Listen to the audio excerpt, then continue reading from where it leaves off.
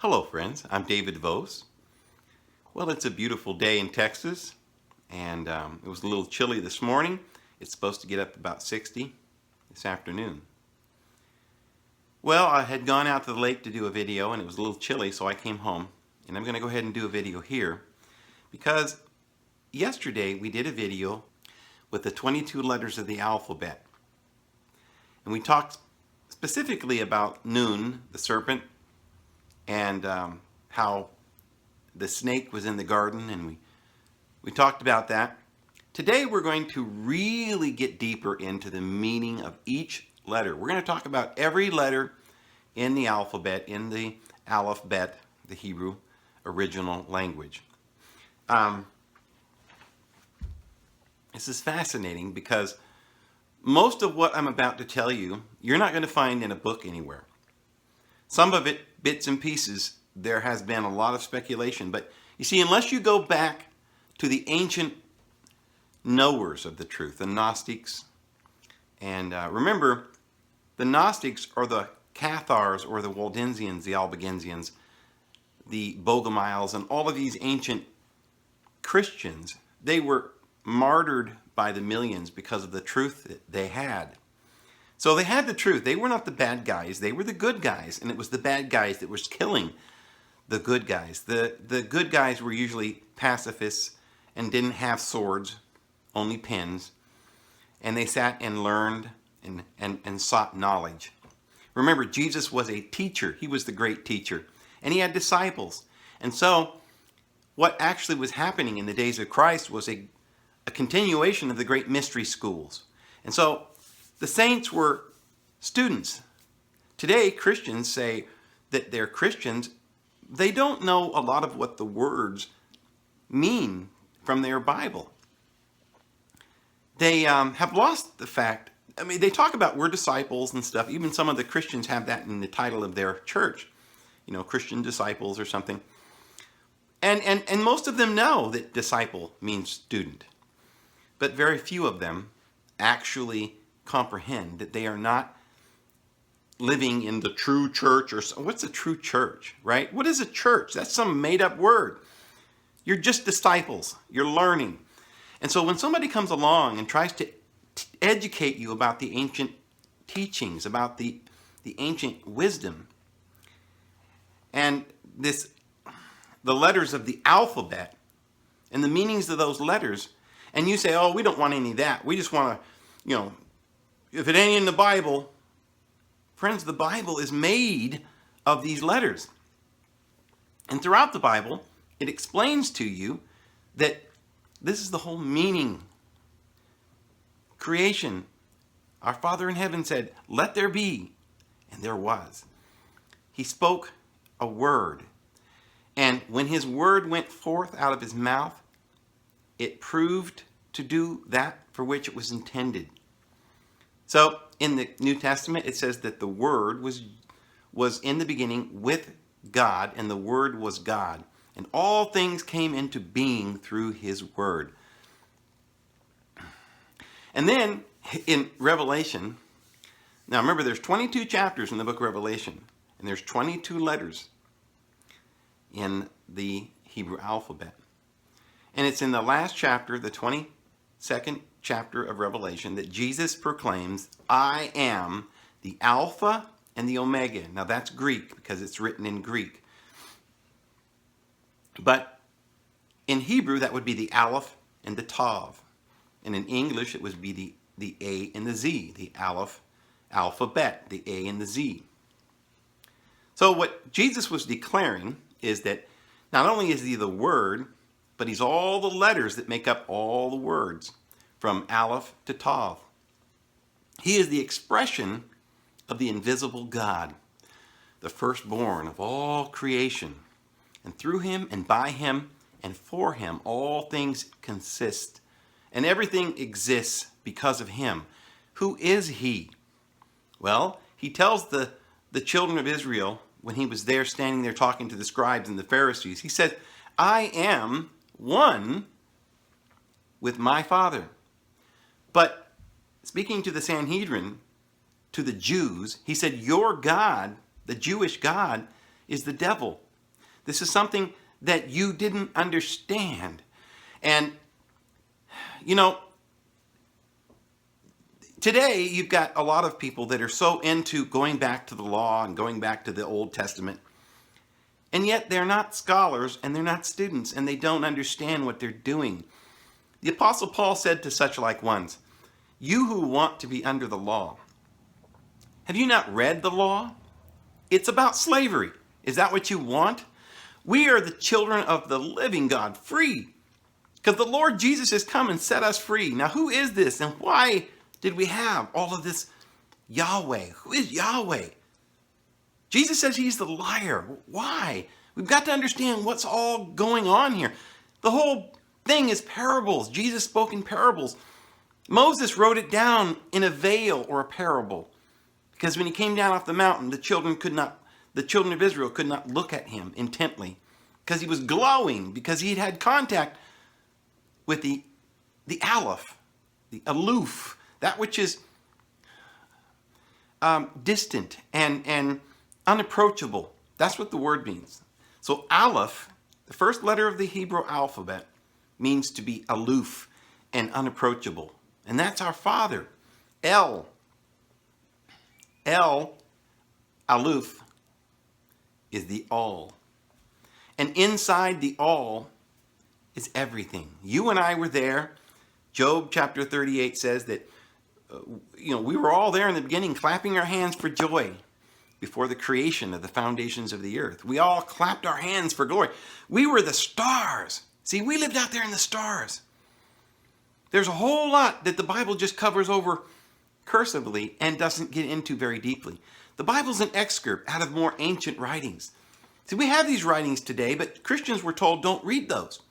They think that the Bible or the Holy Scripture is only these 66 books that Protestants have allowed us to have. But you see how this, 6 is short of 7. It's not quite perfect because 7 brings you to perfection. The cycle ends with rest. But 6 is the number of man. So 6 is the number of books. 66 is the number of books because it's telling you that it's not complete. You see, before we had just 66 books, there was more. And today we call those the Apocrypha. And you say, well, okay, I'll read the Apocrypha, Dave, but not all the other stuff. Well, before that, the first canon of Scripture was written by true Christians. Marcion, a Gnostic. You see, and there were all of the Nag Hammadi library, the Gnostic Gospels, the Gospel of Truth, the Gospel of Philip, and the Gospel of Thomas. You see, but Christians have never known that the Bible ever had more books. And there were a lot of books that were part of the Scriptures in the days of Jesus. There was a book called the Book of Enoch that our Bible today quotes from. There's a book of Jasher that we still have that it's not in our Bible. So Jesus said, I am the Aleph and the Tav. I am the A to the Z. And all the letters in between, 22 letters, are the complete expression of our Father in heaven. So we need to understand what those 22 letters are because they are the building blocks. We discussed in the video yesterday about how there's 22 chromosomes and there are 22 amino acids, which are the building blocks of life. And so it's much like that. There are 22 letters that when you put them together, they make root words. And the roots grow into a large tree of understanding, of knowledge. And so the tree of the knowledge of good and bad starts with words, roots, the roots of the word. You see, but this root, the tree that this serpent is wound around, goes all the way down to the smallest particles, down to the DNA. The DNA is a twisted serpent with many branches, and it builds with these 22 chromosomes. So there are 22 letters on the tree of life in the Sefer Yetzirah, and this is the ancient esoteric wisdom, and there are 10 numbers, and altogether there are 32 paths, like branches on the tree. So the human body is also a tree, just like all the other plants. You have a spine, and on top of the spine is your head. And the lotus blooms at the crown. And so this is the kethar, or the crown. Now, if you've ever looked at the shin in Hebrew, it's 3 lines upward. Originally, this was a picture of a crown, which is what you wear on your head. And if you've ever seen any of these ancient crowns, they always had a little flame on each of the tips. And so your crown is that fire. And when you get your crown, you see, we're not talking about a golden crown or an earthly crown. We're talking about the crown of knowledge and the fire that ignites the chakras. This is the ancient wisdom, friends. I guarantee that you should not reject this wisdom lightly, but you need to investigate. And if any of the things that I'm telling you is ringing a bell, then investigate it further. Don't be afraid, because you see, you're a child of the living God, and your Father in heaven loves you, and you're saved by grace, and He's not mad at you. He wants you to know the truth. So let's dig into this and let's find out the truth. The first letter of the alphabet is Aleph. We've said that that is similar to our word in English, aloof. And that represents exactly what that word means. It's something that is distant and unapproachable. And in Hebrew, that letter was originally a silent letter. Now, when you add a dot to the letter, it takes on an actual sound. And we've said in another video that that is actually God, or El in the Bible. That is El. That is not Yahweh. Remember that in the first chapter of Genesis, it is El, or Elohim, that creates the heavens and the earth. And in the second chapter, it is Yahweh. Yahweh is the 3 letters of the 22 letters of the alphabet. There are 3 of them that are in there that are used as vowels. And so they are Yud, He, Va, He. So, there's not really 4 letters. There are 3 letters in the name of Yahweh. One of them is repeated. All 3 of those letters, Yah, He, Va, are Yud, He, Vav. Those are the 3 vowels in the Hebrew. And remember that, because we're going to get back to that. It's very important. Well, actually, we're going to talk about that right now. Because let's just go ahead and explain why this Yahweh, this name, is so important that we're not supposed to say it. And who really is Yahweh? Well, already you must know Yahweh is not Aleph. The word Aleph, or the letter Aleph, is not in the name, Yud, He, Va. Yud, He, Va is a separate set of letters. Yud, He, Va is very important, though, in bringing things into manifestation. Remember, in the second chapter of Genesis, it is Yahweh, Yud, He, Va, that makes or forms man. He forms us out of dust, out of the elemental carnal things. So He brings us into physical manifestation. It was Father in heaven, El, that created us spiritually in the beginning. And He created Adam, Adim, plural, male and female, created He them. They were not separated. It was Yahweh that separated the man and the woman, and it created and brought everything into form. You can use any of the vowels to manifest the sound of the letter. So you see, Yud, He, Va has no pronunciation. It's just vowels. But when added to the other letters, it manifests the 22 letters. Remember, the 22 letters are the building blocks of life. And so the Yahweh is what brings everything into form. However, when you make things and you make form, you can get lost in those forms. Right now, because of the Yahweh, or the vowels, we are caught in a world where everything that exists is only in words. We look at a lake and we say lake. And we don't think of water, we think of lake, which has no meaning. It's just sounds. So you see, Yahweh serves a purpose. He brings things into manifestation. But you have to understand that we are not bound to stay in these vibrations. We need to find a way back to Aleph, the unmanifest, the unapproachable, the all. We need to get back to our Father in heaven eventually. We're only here on a journey, and that journey is represented by Christ.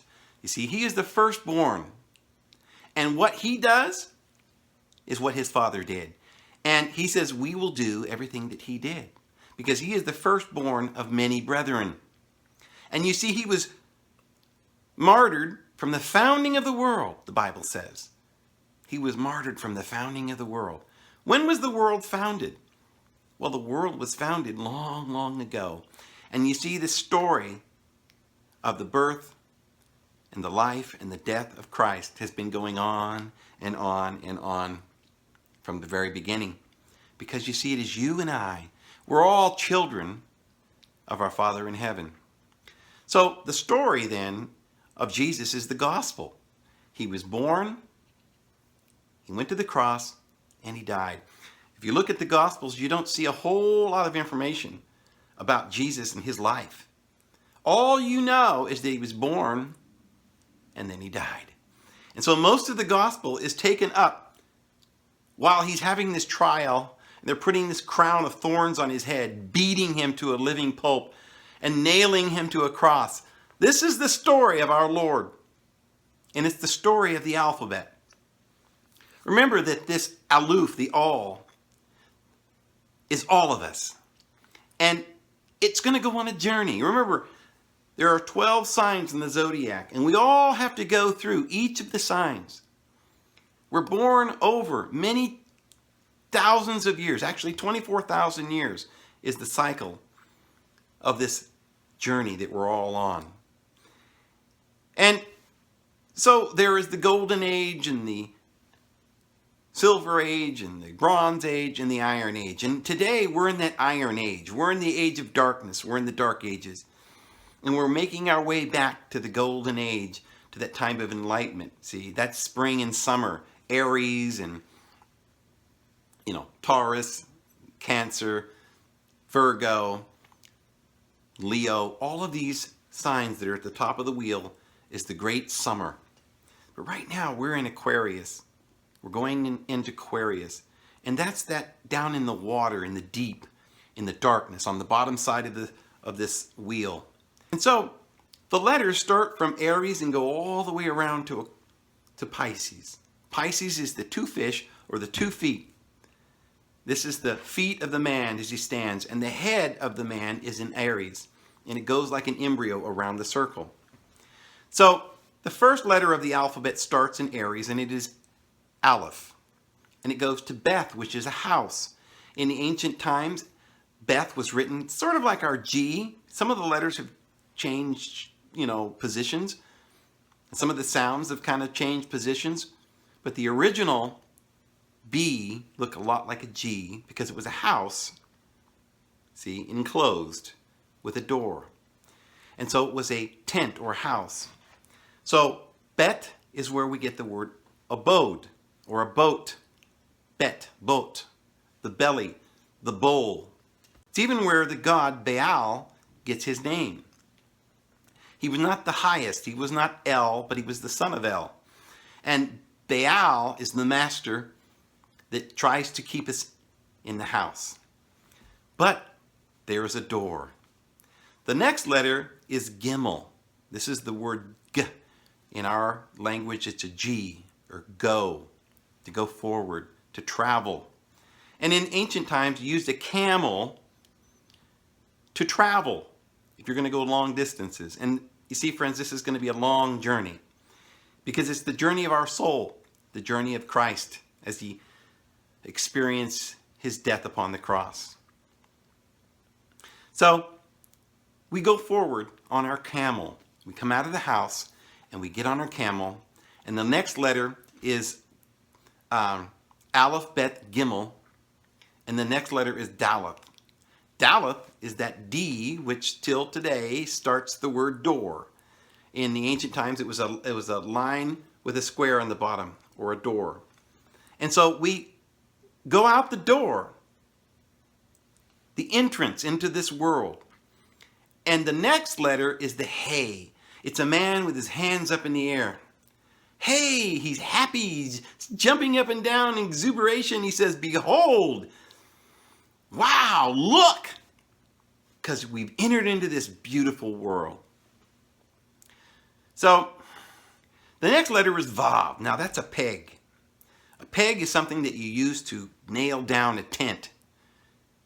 Okay, so as we open up the door, we realize that this is a big enclosure. And now we've got that peg that keeps us grounded and keeps our tent on the ground. So we enter into the tent of this world. The next letter is Zain. See, because here we are walking around on our journey and we realize that there's a lot of things that we might be afraid of. We've got to get our sword.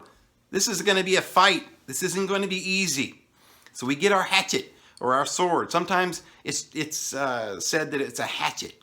Other times they say it's a sword. But it's some sort of a tool that we can cut. Because we've got to divide and understand this world. We're going to need our sword on the journey. Now the next letter is the Chet. And that is a fence. See, it's or a wall. Because there are going to be a lot of obstacles in this journey. A lot of fences and barriers. But we're going to have to overcome. The next letter is Tet. The Tet is a basket. A basket is something that you put things in. But this basket is usually represented with as a circle with an X. The X in the middle might represent the weaving of the basket, the thatch, or a hat, a covering, enclosure, a protection. Because now that we've gone over the fence and we've come to the wall and gotten over that, we realize that the world is also a protection. It's a covering. And then we have the Yod. Now, the Yod is symbolized by a hand that is closed. The next letter is a hand that is open. And the next letter is a staff. Because you see, we put out our hand, but it's still closed because we don't know what to do with it yet. It's very confusing. We keep it closed and then we open our hand and we hold on to the staff. You see, we're going to have to traverse the depths of this underbelly. We're going to have to go down deep into the water. Remember, we start off at Aries. We go up through the sky and all the way around to the horizon and we start going down into the water. Mem is that virgin that gives birth to the sun. So Mem is Mom. And so we've all got to be baptized into this hell that we're going to be going through. And so this is what this language is. It's this total experience. So we go down with our staff into the water. We've got our support. And then we come to Nun. Mem, Nun. Nun, as we said yesterday, sometimes is understood as a fish. Anciently, they called it a serpent. So what's the deal? Is it a serpent or is it a fish? Well, it's really both. Because you see, we're in the water. Serpents don't usually slide around in the water unless they're a fish serpent or a little pollywog. This is why they also call this word the seed. This is the serpent that is your DNA, the seed, the beginning of all life. So this is that little pollywog, little serpent, the DNA. And so it was the DNA that spoke to Eve. And we can learn a lot from the inner whispering of that serpent. The next letter is Samek. Well, in ancient times, they called it sin. Today, they've said, well, we don't even know what that word means anymore. This is all open to speculation. Well, that's because they've changed it to Samek, which some say is some kind of a support. But originally it was sin, and that's the moon. You see, we're down here in the darkness, on the dark side of the wheel. It's pretty dark. We're going to need some light. The sun rules the day and the moon rules the night. And so sin is provided for us in this darkness, this glimmer of light. So we've got our staff. We're going through the water. We're going through death. We're going through death so that we might be born. This is what the serpent told Eve in the very beginning. You might die, but you're going to become like God, knowing good and evil. Partake of the knowledge. Go up the tree. Learn all the branches of the tree. You're going to grow, and you're going to get experience. This is the tree of life. Because the tree of knowledge, you see, it really is just an illusion. In reality, you're eating from the tree of life. Because this experience is going to give you eternal life. And so, the serpent, or the spirit, or that nakash, which is divination, which means to receive a divine answer, is with you, all of you. Na, nun, the little seed, the serpent pollywog that's born. Kash, the ish is that fire, the spark that's within you. It will teach you all things, the Holy Spirit. And so, after the samak, you come to the ain. That's very similar to our word, eye. And that is actually what it is. It's a circle with a small pupil. It's the eye. The eye, then, is now opened because you see the moon, the sin, is shining. And it gives the eye light. But this is the third eye. This is that light of consciousness that's beginning to awaken. We're beginning to be conscious of this physical world and understand it. We're learning all about it. The next letter is Pei. Now, in modern Hebrew, that's the mouth.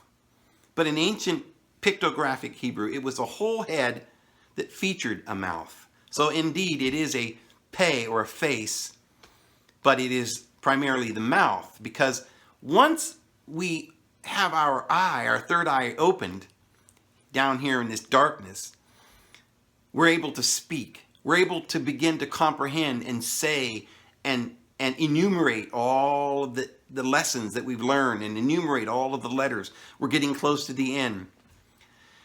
After the Pei is the Sadi. Now, in modern Hebrew, they call that a journey or a trail. But in reality, that Sadi is a little line with a circle. That is just a real simple way of drawing the more ancient pictograph, which was really a beast with like an antelope or a gazelle that was laying down. See, that's the beast that is laying down, that's been conquered. So this is the conquered brute beast that is laying down for us, and we're now getting close to the end, and we've conquered that. After that, we have the Kuf, which is a circle with a line. See, that's the Q. We still to this day have the Q with a circle and the line. But in the ancient times, it was a circle with a line going straight through. What that is the sun on its journey, on its elliptical path. So they also called it a boat. Sometimes it was called the sun with a line on its elliptical path. And sometimes it was called the boat on its journey. So this is probably where we get the word journey for Sade, because some of the letters get mixed up. But Kof is the journey of our soul. Then you have Resh, which today they call the head, because it's a picture of a head.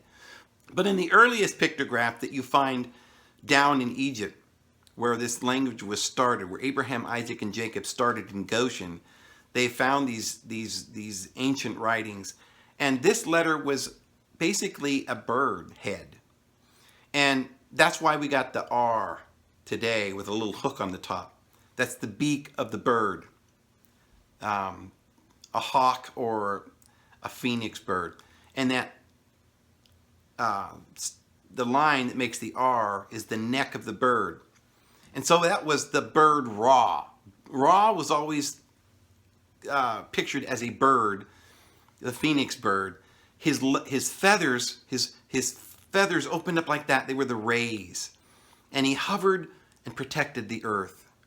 So Ra was the great protector in the sky. So this is what this word means. Ra, the radiation that warms and protects the earth. And then the next letter is Shin. And Shin, as we said before, is a W, or the three lines going upward, or the fire. It was originally written as a crown, with little fire flames on each of the tops of the crown. And it's just representing the crown or your twin flame or your lotus flower that's bloomed and the lighting of the chakras. You're almost finished. You've gotten all the way through the letters, all the way through the cyclical existence. And now you're ready to meet the Tav, which is the cross.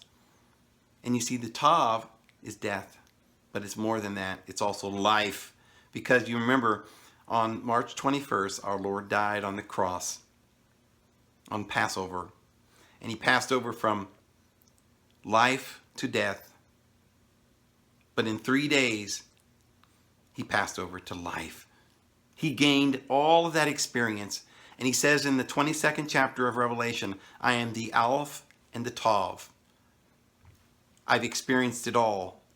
These letters explain the experience of the physical world. And it was thanks to Yahweh that all of this was made manifest. And his laws, which were harsh. Like a dragon, he chased us down into the depths of hell.